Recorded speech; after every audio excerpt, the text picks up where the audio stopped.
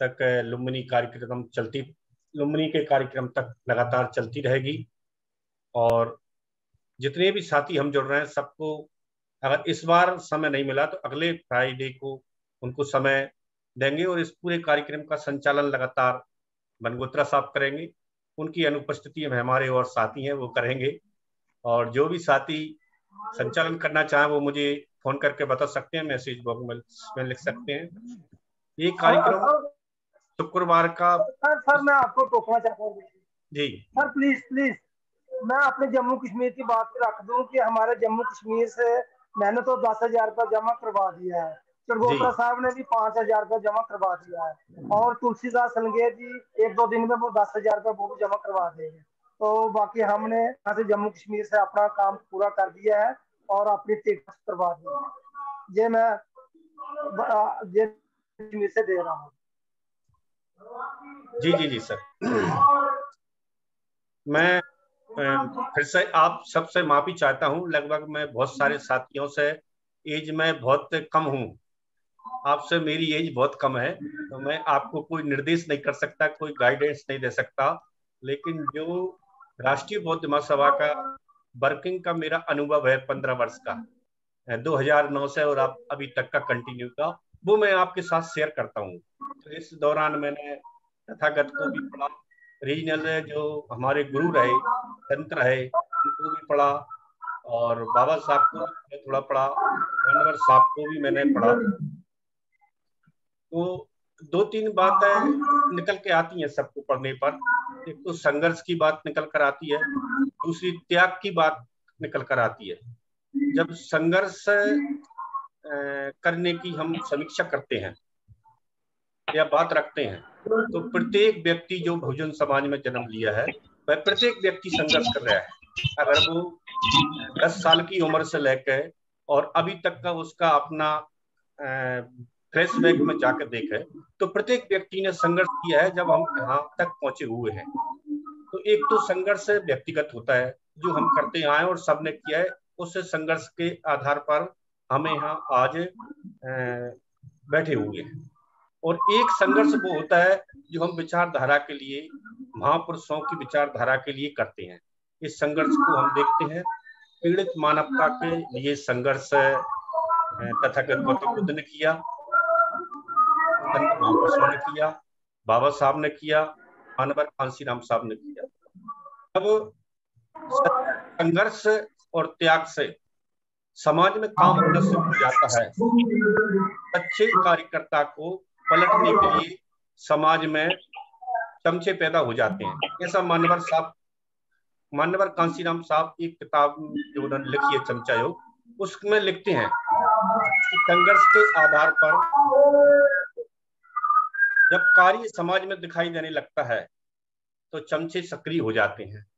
चमचे मानवर साहब ने इनकी वैरायटियां भी बताई हैं, सामाजिक चमचे, सामुदायिक चमचे, और कुछ राजनीतिक चमचे, और कुछ चमचों के चमचे। इस प्रकार से मानवर साहब ने अपनी किताब में लिखकर बताया है। तो हम किसी को व्यक्तिगत आलोचना नहीं करना चाहते और ना आलोचना पे हम जाना चाहते।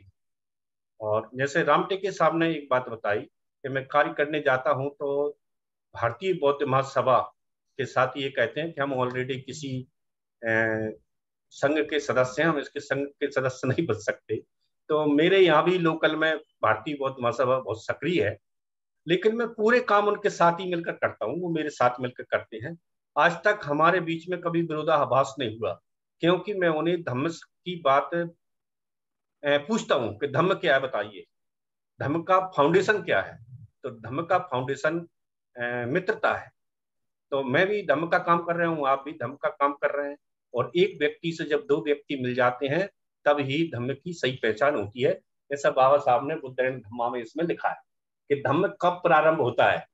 धम्म प्रारंभ होता है जब 2 व्यक्ति एक साथ चलना प्रारंभ कर देते हैं।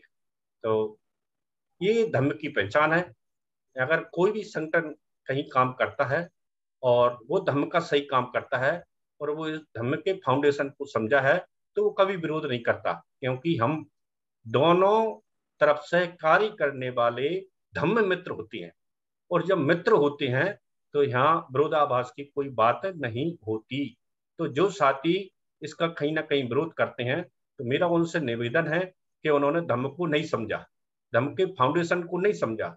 एक बार आनंद तथागत से कहते हैं, तथागत है, आपने कई बार अपने धम्म को समझाते हुए मित्रता का ज्यादा उपयोग किया है, तो मुझे ऐसा लगता है कि आधा धम्म तो मित्रता ही है।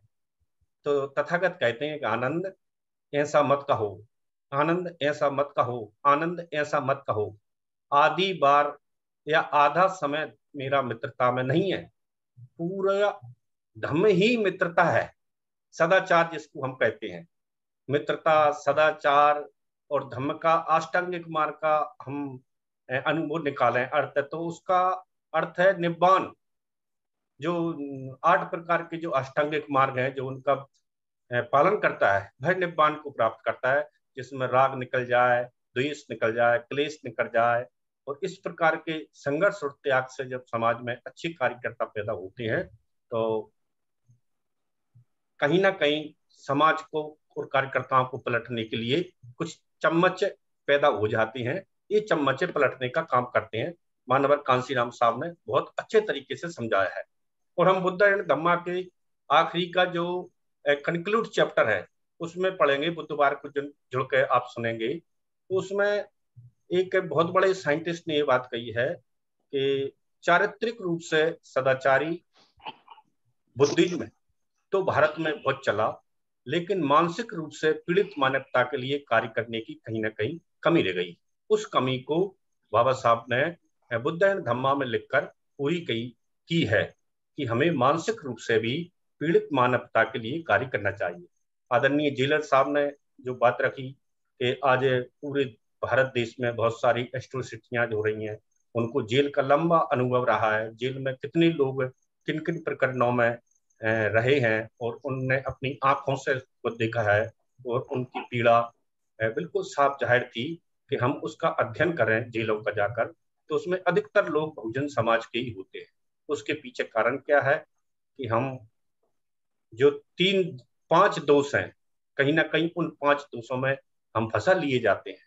और जो इन 5 दोषों में फंस जाता है, जैसे पानाति पाता बेरामनी, आदिन्य दाना बेरामनी, कामेशु मिच्छाचारा, मूसावादा बेरामनी, और सुरामेर मध्य प्रमाद ठाना, ये 5 सील बिल्कुल नहीं करना। ये गृहपतियों के लिए हैं, गृहपतियों के लिए 5 सील हैं, और भिक्खु के लिए 10 सील हैं, और जो उपोषित लेता है उसके लिए 8 सील हैं। तो इन सीलों का जो पालन करता है वह वास्तव में धम्म मित्र है और इनसे बच सकता है। लेकिन कहीं ना कहीं प्लानिंग से हमें फंसाया जाता है, ऐसा माननीय जेलर साहब का अनुभव रहा है। तो इस कार्य को पूरा करने के लिए बाबा साहब ने 1956 में जो दीक्षा ली थी नागपुर में, उसके पहले उनको सब पता था कि अगर मैं दीक्षा ले लूंगा तो ये समाज किस कानून के तहत कंट्रोल होगा, इनकी गवर्निंग बॉडी क्या होगी। तो गवर्निंग बॉडी के लिए बाबा साहब ने 4 मई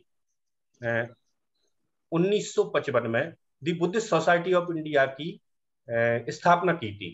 भारतीय बौद्ध समाज, एक भारतीय दी एक आर्टिकल है, आर्टिकल उसी में लगता है जो यूनिक होता है, वर्ल्ड में यूनिक होता है। तो भारत में जो यूनिक थी, जो बाबा साहब ने बनाई थी, दी बुद्धिस्ट सोसाइटी ऑफ इंडिया। तो बाबा साहब चाहते थे कि जब मैं दीक्षा लूंगा, दीक्षा के बाद जो गवर्निंग बॉडी होगी वो दी बुद्धिस्ट सोसाइटी ऑफ इंडिया होगी, बुद्ध समाज होगी। और जो कास्ट के आधार पर एट्रोसिटियां होती हैं, वो एट्रोसिटियां खत्म हो जाएंगी जब बौद्ध समाज बन जाएगा, तो एक संप्रदाय के रूप में आ जाएगा। जैसे 2 संप्रदाय भारत में लंबे समय से चले आ रहे हैं, उन लोग जानते हैं, हिंदू मुसलमान, तो वो संप्रदाय हैं, जातियां नहीं है। और हमारी जब गणना होती है तो हम कास्ट में गणना होती है। तो इसके लिए बाबा साहब ने, जिसे हम अम्बेडकराइट डे कहते हैं, 31 मई 1936 को महार परिषद में एक भाषण दिया था, जिसे कहते हैं मुक्ति कौन पते। वो बात हम भूल जाते हैं। उससे पहले बाबा साहब ने कहा था कि कास्ट इन इंडिया, जिससे हमको मुक्ति पाई जाती है, वो बात को हम भूल जाते हैं। और प्रति क्रांति के सिद्धांत को हम हमेशा ध्यान में नहीं रखते कि जब क्रांति कार्य करती है तो इसके लिए खत्म करने के लिए प्रतिक्रांति भी कार्य करती है। तो ये संघर्ष क्रांति और प्रतिक्रांति का हमेशा बना रहता है। ये बात है हमें हमेशा ध्यान में रखना है। तो कास्ट इन इंडिया पहले बाबा साहब ने स्टैंड खड़ा किया, उसके बाद मुक्ति कौन पते वो दिया, फिर मुक्ति का पद 1956 में दिया।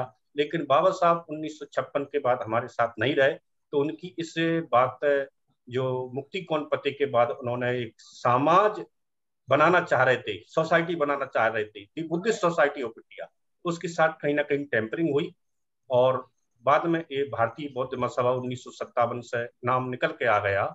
और मात्र वो एक चारित्रिक रूप से सदाचार तक बात करते रहे और इसके लिए कोई मूवमेंट खड़ा नहीं किया, कोई आंदोलन खड़ा नहीं किया, इसकी कहीं ना कहीं कमी रह गई। तो बाबा साहब राइटिंग स्पीच वॉल्यूम 17 पार्ट 2 के 328 पेज पर लिखते हैं, इंडियन धम्मपद इज फेल्ड, भारतीय जो धम्मपद है वह फेल्ड हो जाता है, इसलिए जो इसकी कमी रह गई है। 24 मई 1956 को मुंबई में बुद्ध पूर्णिमा के अवसर पर बाबा साहब ने कहा था कि मैंने एक ऐसी तैयार किताब की है जिसको पढ़कर आप सबके घर में एक टब के रूप में मैं दे रहा हूं, उसमें अच्छे से स्नान करना। बुद्ध साहित्य एक समुद्र है और समुद्र का पानी ना पिया जा सकता, ना नहाया जा सकता और ना उसमें गोता लगाया जा सकता। तो हम इसको अभी समझ नहीं पाए हैं क्योंकि हम इसको हिंदी में पढ़ते हैं। हिंदी में पढ़ते समय इसके साथ बहुत कुछ टेम्परिंग हुई है अलग अलग प्रेसों ने। ये मेरे पास ओरिजिनल है भदंतानंद कौशल्यान जी द्वारा, ये औरंगाबाद के मिलंद के प्रेस पर मिलती है। अगर आपके पास ये हो सके उपलब्ध तो मंगवा लेना, मैं प्रकाशक का नंबर दे दूंगा। ये भदंतानंद कौशल्यान की ओरिजिनल लिपि है जो 1957 में इन्होंने हिंदी में की थी। इसका इंग्लिश वर्जन भी मेरे पास है जिसमें बाबा साहब के साइन है। और उन्होंने इस किताब को पढ़ने से पहले 2 किताबें और पढ़ने का जिक्र किया है। तो मेरा आप सबसे निवेदन है कि आप ओरिजिनल किताबें ही पढ़ेंगे। कहीं ना कहीं बात के जो लेखक रहे हैं, टीकाकार रहे हैं, अनुवादक रहे हैं, प्रकाशक रहे हैं, इन्होंने इसके साथ बहुत ही टेम्परिंग की है। कहीं जातक कथाओं को जो पुट किया है, कहीं किसी ने कुछ पुट किया है, कहीं किसी ने कुछ पुट किया है। इसके मैं 2 उदाहरण बताता हूँ कि जब हम कुरान को पढ़ेंगे तो कुरान में ऊंट और बकरियों का जिक्र आता है, क्योंकि उस समय जो रेगिस्तान और जो कंट्रियां थी, इस्लामिक कंट्रियां, वहां 2 प्रकार के जानवर ही पाए जाते हैं, ऊंट और बकरियां। और हम हिंदुज्म के साहित्य को पढ़ेंगे तो उसमें घोड़ा और गाय का जिक्र मिलता है। ये दोनों तरह के साहित्य को हम पढ़ते हैं तो ऐसा लगता है कि वर्ल्ड के मानव और भौगोलिक परिस्थितियों को देखकर इनका राइट नहीं किया गया। जिसको जितना ज्ञान था उतना ही ज्ञान उसमें लिख पाए। इसको जैनिज्म में स्यादबाद कहते हैं। इसका छोटा सा हम जिसके नाम से जानते हैं, अंधों का हाथी, जो जिसको पकड़ में आता है वह वैसा ही बोलता है। तो स्यादबाद का मतलब होता है कि ये है भी और नहीं भी है। तो जिस किसी ने पांव पकड़ा तो उसने कहा कि हाथी कैसा है, पांव के जैसा है, ऐसा खम्बा जैसा, तो वो सही बोल रहा है क्योंकि उसको पांव पकड़ में आया है। तो वो सही भी है और सही भी नहीं है, पूरा हाथी ऐसा नहीं है। किसी ने हाथी के कान पकड़े तो उसने बोला कि मैंने हाथी सूप के जैसा है क्योंकि कान उसके सूप के जैसे होते हैं। तो ये सही भी है उसके अनुसार और सही भी नहीं है। तो ये सेहतबाद है, बुद्धिज्म में तार्किक रूप से खत्म किया गया है। तो हम इसको पढ़ेंगे और इस प्रकार की बातें करते रहेंगे। समय हो गया है, आप सभी ने मुझे अपना सम्मान दिया और मेरी बात को सुना। जो सीनियर साथी और रह गए हैं, अगले फ्राइडे को क्रमबद्ध तरीके से उनको बनगोत्रा साहब समय देंगे। आज के मैं आपके आभार से निवेदन करता हूँ, करता हूँ।